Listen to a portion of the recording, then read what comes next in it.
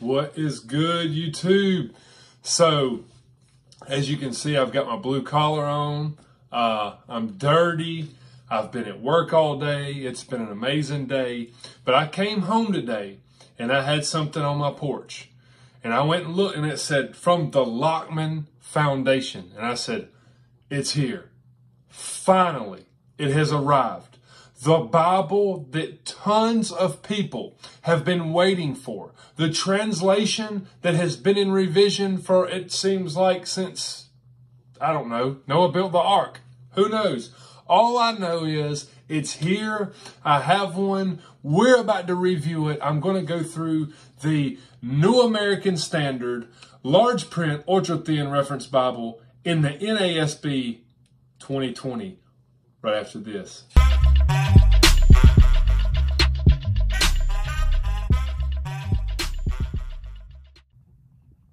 All right, guys, here it is. The New American Standard 2020 edition, fully revised. Here is the large print ultra thin reference in the new NASB 2020. This Bible has just been released. This is the style. This is the blue Leathertex. It comes in this like cheap slipcase. I'm going to turn it around, let you guys see the back here. And it just talks about the originally produced in 1971 and updated in 95. The NASB has been widely embraced and trusted as a literal English translation. Now the NASB 2020 improves accuracy where possible. Here are the, right here are the features of this Bible. If you want to pause it, there's the ISBN. This Bible is available for order now on the Lockman website, and I think Christian Book, possibly even Amazon. But here it is. This is the blue Leathertex. It's an imitation leather. It actually is really nice and soft. If you see that, I'm pulling this thing up where you guys can see. You see how it's got like black in it, like black lines? It's really neat looking. I really love the looks of this. Very different, very nice. It's not just blue. It's got like lines in it that are, it makes it look like a grain, almost like a wood grain, with blue and black lines. It's pretty neat, man. So that's that. All right. Here's the spine on this bad boy. New American Standard, there's nothing. It's all just kind of stamped into the leather soft there. NASB Lockman Foundation, large print ultra thin, New American Standard 2020. Flip it over to the back here. You have the ISBN here, edition 3534. All right. Now let's see here. What else we want to show off? There's the Gilding, not an art guild. This is not a premium Bible. This is their, leather soft version. So there's your Gilding. Try to go over it real good for those of you that want to see this thing. You got two ribbons, very nice ribbons. They're not little thin cheesy ribbons, and there's a blue and black. So it matches the Bible really well. If you look at that, it matches really well. All right, so the next thing I want to show you guys is the thickness. And the thickness it's just over, well, let me see.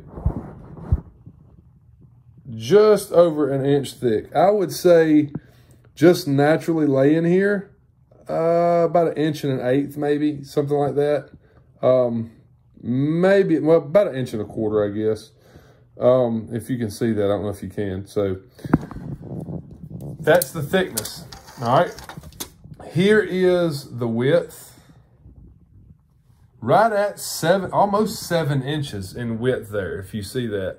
About 6 3/4 is probably about the text. The block itself, if you pull it out here, go to the edge, let's see, right at 6 3/4, 6.5 to 6 3/4. But from the end of the yap there, the little yap, it's almost 7 inches, just a hair under 7 inches. And if we do the height of this Bible, it's a 9.5, right at 9.5 inches. So it's a 9.5 by, let's see, by 7. So it is a good size Bible. All right. My favorite Bible sizes are normally like the 8.5, 6 to 8.5 to 5.5 range, or the 6 to 9 inch, something like that range or whatever. But this is a large Bible. However, there's a reason for that. It's the ultra thin large print. Now let's open it up. This is one of the great things about this Bible. It has this synthetic paste down liner, which means it's going to last a lot longer. Kudos to Lockman for having this done. It's not a cheap paper paste down liner. I don't know why publishers do that anymore. You really shouldn't. In this modern day, we shouldn't have to be worried about a cheap paper paste down, even if it's paste down and a leather soft. This is really well done right here. It'll last a lot longer. So there's that. All right, you open this bad boy up. You've got your presentation page. You've got your marriages. Oh, and by the way, it is sewn binding. It's not glued. It's a sewn binding, which is another thing that publishers should not do. Let's see, you got wife's family tree and a husband's family tree. Really neat. I like this too, because the husband and the wife can put their family tree in here. And as you can see, it's a sewn binding. Okay. I like the silver gilding for some reason, because when I open up a Bible with silver gilding, it's almost got a blue hint to it. It's not, but it almost does. All right, here's births, deaths that are important to you. And what would be cool if you're a preacher is you could actually use this for like maybe baby dedications or you know, something like that, something to that sense, and maybe funerals or something to people that were really close or something like that. Or you could just use it for family, like most people. Occasions to remember, that's something else that the preacher could use. And then here it is. Here's your paper. It says the New American Standard. There's your copyright page. And what they did this time is it doesn't tell you any of the copyrights. It basically just says to go to their website right here for permission to quote the NASB. Visit the website, lockman.org. All right, here's your table of contents. And there's your books of the Bible. And here is the foreword. I'm not going to take time to go through this. I'm not reviewing the translation, okay? I'm not doing it, because they even talk about the gender accuracy and how they translated men, and they added "and sisters" in italics. Really good for you to read, though, is this foreword, because it's going to help understand why they did some of the things they did. You know, a lot of people are not happy and they want to say, oh, watered down, blah, blah, blah. Well, it's not the case. They explain it in here. Here is the Greek text used, the Nestle All in 28, and they used the ECM, which in the general epistles and Acts, which is the most up-to-date, as far as I know, that you can use, which is really good.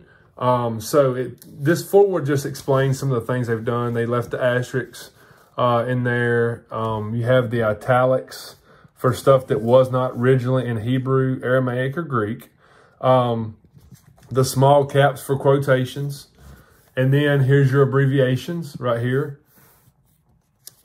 And then you're going to open it right up. Let's see, pages are still sticking together on me. I tell you, I just got home and this Bible was on the porch, and I'm like, okay, I'm going over it and I'm reviewing it. Old Testament, and bam, there's Genesis. Right away, as you can tell, this bad boy is line matched. It does have some bleed through. You can see the text on the back side a little bit, but you can't when you're reading it, because it is line matched, which is a home run. Lockman, we need our Bibles line matched. It's 2020. And here it is, man. This is one of the reasons this Bible is so wide, is because it is a large print, and it is a fairly large print. It's large enough that, you know, anybody can read this. There's nobody that's not going to not like this large print. It is a large print Bible. And you've got the references in the middle, and you've got textual notes and stuff down here at the bottom. I like the way that they did this, because you separate your textual notes, which are down here, from your references, which are here, which is a really great idea. So I'll kind of thumb through it a little bit so you guys can see. If you see something that you want to pause and read or look over, you can. Like I said, I'm not reviewing the translation. I haven't had time to read it, to go through it, to look at places and ask some of my friends questions, because I'm not a Greek or Hebrew scholar. I do a lot of compare and contrast of the scriptures, and I do that a lot of times with some of my friends from the Bible groups. But here's your Proverbs. Here's your Psalms, the way that they're laid out. Very nicely done. Traditional double column, center column reference. Most people think this is it. This is the only way that a Bible should be. And it is easy. It does make your Bible that much more nice. So there's Ezekiel. There's Daniel. And here we are at Matthew. It is not red letter. It is a black letter text. And as you can see right here immediately, behold, the virgin will conceive and give birth to a son, and they shall call, and they shall name him Emmanuel. See, I'm quoting from something else, which translated means God with us. I like that. I like the way they did that. So it's not red letter, and they still keep the bold for the quotations from the Old Testament, which is really good. Let's see here. See if I see something else I can point out to you guys. If I see one of the asterisks, they have asterisks for the past and present tense thing that they do if it's like past tense Greek or whatever. Here's another one. My God, why have you forsaken me? It's in your bold. And then as you can see, let me get down here where you guys can see this. Roman, all these italic words are words that are not in the Greek. See there? They're not in the Greek. And what they did is they italicized that so you would know, which is really nice. I'm glad they did that, because when you're studying, it helps. You know, it just helps to know that these are added words, you know, to help with that. Now, I'm also at the end of Mark chapter 16. And here's verse number 9. And this is the longer ending of Mark. They still keep it in here, and they keep it in the regular font. This is one thing I wish that the NIV did not do, is they add it in italics. They still keep it in the text, but they put it in an italicized font, and I don't like that. I like this much, much better, because it flows better. You've got the bracket here, and you've got the textual footnotes to let you know, why that's doing that. So, and then at the end right here, you'll see they did italicize this one for this verse, and it says a few late manuscripts and ancient versions contain this paragraph, usually after verse 8. So they did show you this one in italics at the end of that. So it's still there. It's the shorter ending of Mark is what they call it. But they kept it. So that's a plus. That's one of the great things that that you're going to love about this Bible, is it's really good for study because of all this great stuff it does. Italicized words, just like the 95 did. It did not lose that. I do want to show you, though, and I know many people are probably wondering, the other disputed verses of the Scripture. Let's just say Acts 8:37, which is, another highly disputed verse. I do want to show you this because I think it's important. And I personally wish they wouldn't have done this. However, I understand why they did. Here's Acts 8. All right, let's go over here to verse number 37. If you'll look right here, let's see. Let me get down here so you guys can see. There you go. Verse number 36. There's one of the asterisks for the word. But there's verse 36.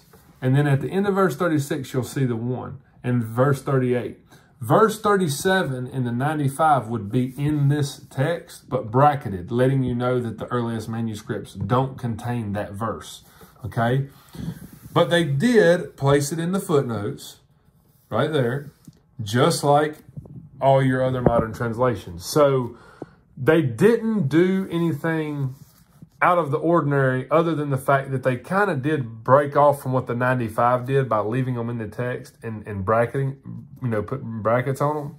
I kind of wish that they would have left them, because it's one thing that makes the NASB kind of distinct. However, like I said, I'm not reviewing the translation. I'm excited to read over this thing. From what I've seen on Facebook and stuff, I enjoy it. I think it's going to be much easier and less wooden than the 95, much easier to read. And what's going to be great about this is it's going to be a good translation to use in your study alongside the 95. So a lot of people who have to use like the NIV or the NLT with their NASB or ESV or whatever, well, NASB lovers will have an NASB 95 and an NASB 2020 they can use side by side. And they may not have to look at anything else because these are so close to the original languages. I think a lot of people are going to use it for that. So I'm just going to kind of thumb through here. I don't see any of the brothers and sisters thing, but I wanted you guys to see it says brothers. All right, here it is right here. Verse number 5. Now, as to the periods of times, brothers and sisters.